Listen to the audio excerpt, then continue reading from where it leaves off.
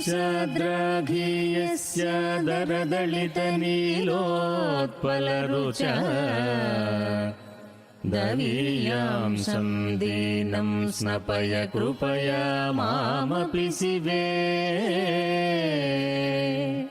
अनेनायं धन्यो भवति न च देहानिर्यता वनेन हर्म्येव समकरनिपातो हि मकरः।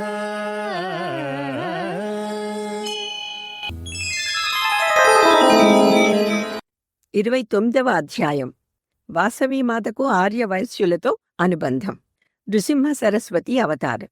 మేము కురుంగడ్డ చేరి శ్రీపాదుల దర్శనం, పాదాభివందనం చేసిన తర్వాత వారు ఇలా సెలవిచ్చారు. నాయనలారా, నిన్న జరిగిన వాసవీ కన్యకా జయంతి ఉత్సవాన్ని చూసి మీరు ధన్యులైనారు. దేశకాలాలు నా చేతిలోని ఆటపంతులు. ఎప్పుడో జరగవలసిన, జరుగుతున్నా, జరగబోయే సంఘటనలని భూతకాలంలోకి కాని, వర్తమానంలోకి కాని, భవిష్యత్తులోకి కాని నేను మార్చగలను. భక్తులు తమ తమ చైతన్య స్థాయిని బట్టి నన్ను అర్థం చేసుకొనగలుగుతారు. మీలో ఉన్న నాలోనికి మీరు పూర్తిగా శరణార్థులై నా ఆదేశ ప్రకారం కర్మలని ఆచరించినట్లయితే మీ భారాలన్నీ నేనే భరించి మిమ్మల్ని ఒడ్డుకు చేరుస్తాను అని చెప్పి రాబోయే తమ అవతారాల వివరాలని ఇలా తెలిపారు. కలియుగ మానవులు హిరణ్యకశ్యపుని లాంటివారు. భౌతిక శాస్త్రంలో ఎంతో అభివృద్ధిని సాధించి హిరణ్యకశ్యపునిలా ప్రకృతిమాత నుండి వరాలను పొందుతారు.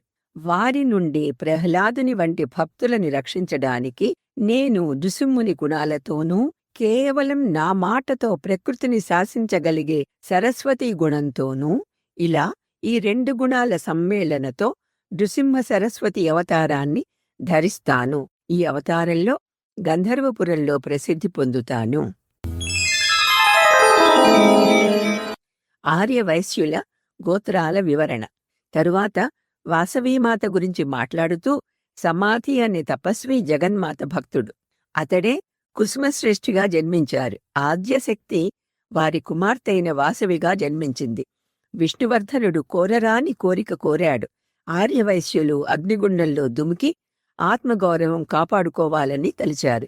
వాసవీమాత తమ తల్లిదండ్రులకు, గోత్ర సంబంధీకులకు ఆర్య మహాదేవి రూపంలో దర్శనమిచ్చి వారందరూ అగ్నిహోత్రంలో లీనమైన తక్షణమే విష్ణువర్ధనుడి శిరస్సు 1000 చెక్కలవుతుందని, వైశ్యకుల అతిదేవత అయిన నగరేశ్వరస్వామిని మరువక పూజించమని, అలాగే కులదేవతల పూజ, గోత్ర పూజ చేయమని ఆదేశించి, అటువంటి భక్తుల ఇళ్లల్లో తమ కాలి అందెల రవళి వినిపించుతుందని, వారికి ఇహపర సుఖశాంతులు లభిస్తాయని వాసవీమాత వారితో అన్న మాటలను శ్రీపాదులు మాకు తెలిపారు. నేను ఆ 102 గోత్రీకుల వివరాలను అడుగగా, మొట్టమొదటగా లాభాద మహర్షి గోత్రానికి చెందిన ధనదుణ్ణి, ధనలక్ష్మిని స్మరించాలి అని చెప్పి, తరువాత 102 గోత్రాలు, వాటికి సంబంధించిన ఋషుల వివరాలు వివరించారు. ఆ వివరణ అంతా శ్రద్ధగా విన్న నేను, ప్రభూ, తమరు సెలవిచ్చిన గోత్రాలలో లాభాది గోత్రం లేదే, దాన్ని వీటికి చేర్చినట్లయితే 103 గోత్రాలవుతాయి కదా అని నా సందేహాన్ని వ్యక్తపరిచాను. దానికి వారు, లాభాద మహర్షికి సంబంధించిన గోత్రాలలో ధనదకుల, కాశ్యపస అని 2 గోత్రాలు ఉన్నాయి. కాశ్యపస గోత్రం ఉంచినట్లయితే సరిగ్గా 102 గోత్రాలే అవుతాయి అని చెప్పారు.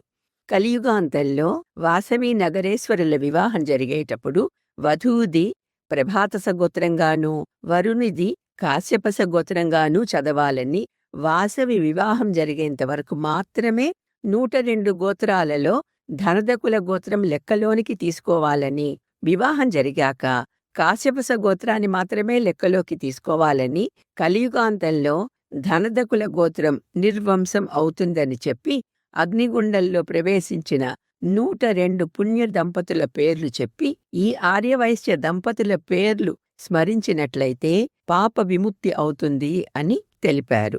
తరువాత ముగ్గురం ధ్యానస్థులం అయ్యాం. శ్రీపాదరాజం శరణం ప్రపద్యే. ಪರಾಣಂತೆ ಪಾಳಿಯುಗಳ ಮಗರಾಜನ್ಯತನಯೇ न केषामादत्ते कुसुमसरकोदण्डकुतुकम् तिरश्चीनो यत्र श्रवणपथमुल्लङ्घ्य विलसन् अपाङ्गव्यासङ्गो दिशति शरसन्धानधिषणाम्